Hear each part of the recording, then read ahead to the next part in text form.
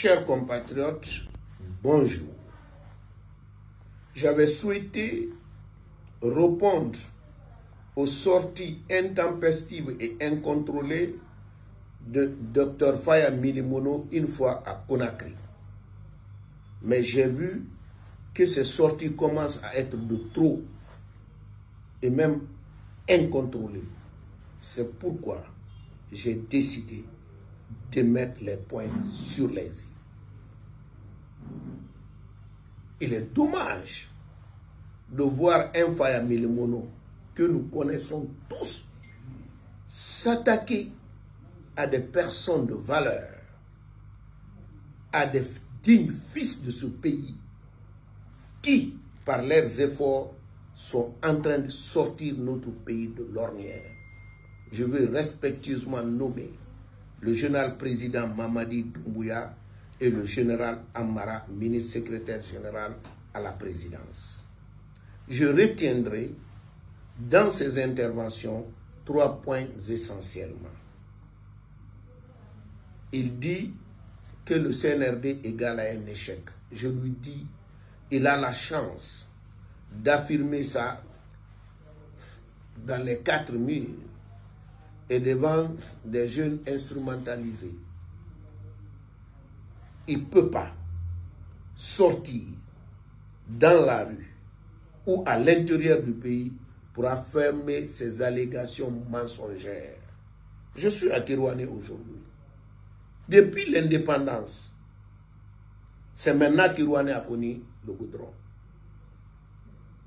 Et Mont Simandou, que nous avons tous vu ou entendu parler, un projet qui semblait même être utopique, est devenu une réalité. Presque, il n'y a plus de chômeurs parmi les jeunes de Kerouané aujourd'hui. Et partout, dans n'importe quel village, il y a la marque CNRD. Quand je me suis amusé à regarder les agrégats macroéconomiques des 3 dernières années, j'ai été surpris de voir que le progrès de notre PIB, les 3 dernières années, dépassait de loin le progrès de l'indépendance à 2010.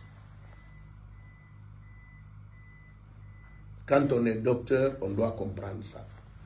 Mais ce qui est catastrophique, mais ce n'est pas surprenant. Pour celui qui connaît M.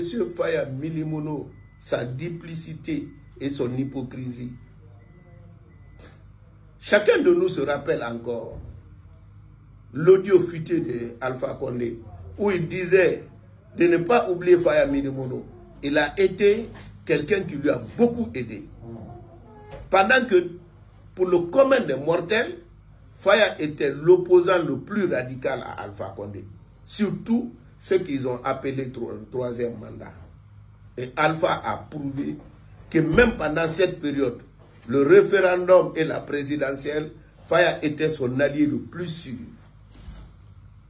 On comprend aisément que son problème avec le CNRD, c'est tout simplement ces jeunes officiers de valeur sont des hommes honnêtes et sincères, qui ne peuvent pas admettre cette hypocrisie, qui ne peut pas construire une démocratie. Mais pour cela, franchement, je plains son sort, mais je lui dis de faire amende honorable. Avec son comportement avec Alpha Condé, ça ne marchera jamais avec le général Mamadi Doumbouya. Le 3e point, ce qui est ridicule, c'est quand le monsieur se présente défenseur de la liberté d'opinion. Mais il dit, le rôle que joue aujourd'hui général Amara, un autre l'avait joué, un autre colonel l'avait joué, mais il n'est pas à la maison centrale. Le rôle que joue Mombo Makandera, un autre l'avait joué, un certain Kamfouri Mané, il n'est pas à la maison centrale. Mais écoutez, ce monsieur-là est docteur en quoi? Il ne sait même pas que ceux qui sont jugés aujourd'hui et condamnés le sont pour des faits excessivement graves, notamment massacre, viol, disparition, destruction de biens publics et privés, etc., etc. Quand on est docteur, on doit pouvoir comprendre des choses. Mais ce qui est grave, c'est lorsqu'il dit qu'il défend la liberté d'opinion. Il veut voir les gens simplement parce qu'ils ont exprimé une opinion. Personne parmi ces gens n'a été poursuivi pour un délit d'opinion. C'est un principe sacro-saint pour le CNRD. Mais il faut être un faille à Milimono pour dire d'un côté, je défends la liberté d'opinion, mais de l'autre côté, je voudrais voir les gens qui ont exprimé une opinion. Pour le troisième point, c'est lorsqu'il dit que l'éventuelle candidature de président Mamadi Doumbouya menace la paix. Mais M. Faye Milimono, élevez le niveau de débat. Quand je vous écoute, j'ai horreur que des jeunes générations vous écoutent. Tout simplement, vous dites ce que vous ne maîtrisez pas du tout. La norme supérieure dans un pays, c'est la Constitution. Elle-même, quand on l'adopte, elle vous dit comment je peux être amendé, donc changé. Donc aujourd'hui, s'il y a quelqu'un qui menace la paix, c'est vous. Parce que vous voulez vous opposer par la violence, par la force, contre la volonté de la majorité des Guinéens. Et puis, le ridicule ne tue pas. Quand je l'entends dire, le président avait dit qu'il ne se présente pas. Monsieur Faye Milimono, vous ne savez pas, quand on est président de la République, on ne s'appartient plus. On n'est pas comme une ménagère qui prépare le repas pour les enfants. Il n'est pas président pour lui-même. Il doit être président pour toute la Guinée, pour le bonheur de la Guinée. Si le peuple de Guinée voit en lui